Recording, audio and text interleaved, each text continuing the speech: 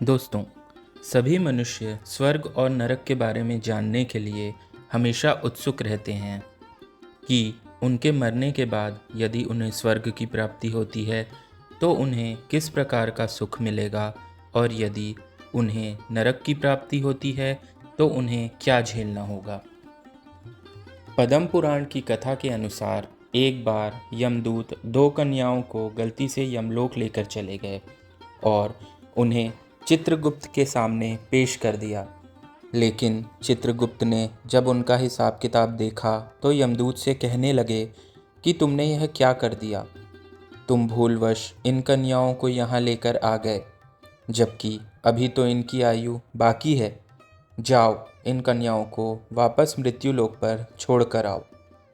जैसे ही इन कन्याओं को इस बात की जानकारी हुई कि यमदूत उन्हें भूलवश यमलोक ले आए हैं, तो ये कन्याएं उनसे कहने लगी कि आपकी भूल के कारण हमारे परिजनों को जो कष्ट और दुख पहुंचा है, उसके बदले में आपको हमें पूरे यमलोक की सैर करानी होगी और इसकी जानकारी भी देनी होगी, नहीं तो हम यही रहेंगे और वापस नहीं जाएंगे। ऐसा सुनते ही यमदूत घबराकर यमराज के पास पहुँचे और उन्हें ये वृत्तांत सुनाया। तब यमराज ने उनसे कहा कि तुम्हें अपनी भूल का प्रायश्चित इसी प्रकार करना होगा।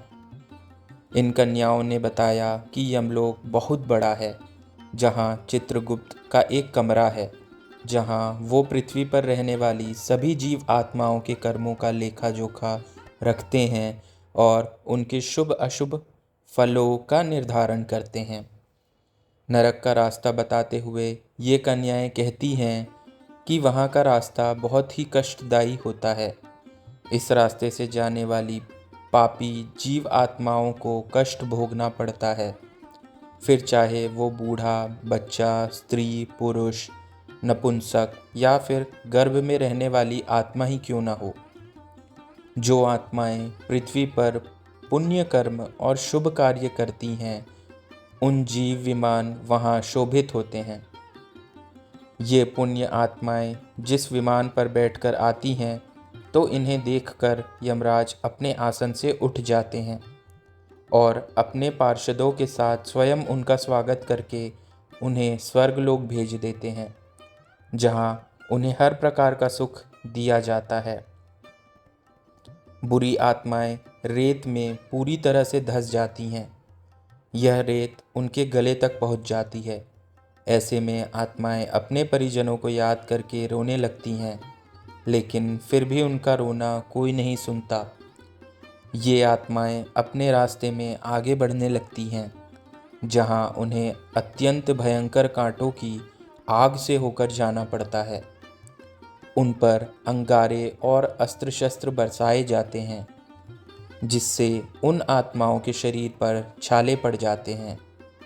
उसके बाद इनके ऊपर नमक मिले पानी को बरसाया जाता है। फिर घनघोर आंधियों के बीच से डरावने यमदूत इन्हें खींचकर यमलोक तक ले जाते हैं। उनके पैरों में बेड़ियां और हाथों में नोकीली कीलें ठोक दी जाती हैं। इन पर तीखे और नुकीले बाण चलाए जाते हैं। इस पूरे रास्ते में उनके शरीर में छाले पड़ जाते हैं। भूख प्यास के कारण वो भोजन मांगते हैं, ठंड के लिए वस्त्र मांगते हैं, लेकिन उन्होंने इनमें से किसी भी चीज़ का दान नहीं दिया होता, इसलिए उन्हें यहाँ कुछ भी नहीं मिलता।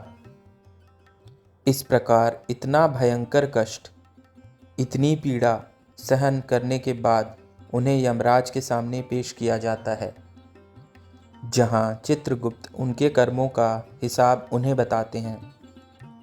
जब तक उनके कर्मों का हिसाब नहीं हो जाता, उसके बाद जब इनके पाप कर्मों से इनका शुद्धिकरण हो जाता है, तो इन्हें बाकी कर्मों का फल भोगने के लिए फिर से धरती पर दूसरा जन्म लेना पड़ता है। जैसे पेड़ पौधे, टहनियाँ और झाड़ियाँ आदि में जन्म लेने का कष्ट भोगने के बाद कीड़े मकोड़े की योनि में जन्म लेते हैं, जिसके बाद पक्षी और फिर उसके बाद मृग यानी हिरण योनि में जन्म लेने का दुख और पीड़ा भोगते हैं। ये सब बताने के बाद वो कन्याएं अपने परिवार वालों से कहती हैं कि हम बहुत भाग्यशाली हैं कि हमने मनुष्य योनि में इस पवित्र भारतवर्ष में जन्म लिया है।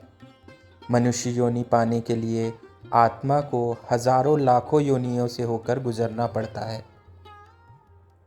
तब जाकर मनुष्य जन्म मिलता है। जो मनुष्य हमेशा माघ स्नान में तत्पर रहते हैं, उनके लिए कुछ भी असंभव नहीं है। ऐसे मनुष्य धरती पर ही मोक्ष प्राप्त कर लेते हैं। भारतवर्ष में जन्म लेने बड़ी ही सौभाग्य की बात मानी जाती है। भारतवर्ष को कर्म भूमि माना जाता है। भारतवर्ष में ही योग और तपस्या की जाती है। दान पुण्य भी सबसे ज़्यादा यहीं किया जाता है। तो दोस्तों, आपको यह वीडियो कैसा लगा, कृपया कमेंट्स के ज़रिए हमें ज़रूर बताएं। यदि यह वीडियो आपको अच्छा लगा हो तो इसे लाइक करें और चैनल को सब्सक्राइब करें, ताकि आपके लिए हम ऐसे वीडियोस लाते रहें। धन्यवाद और शुभकामनाएं।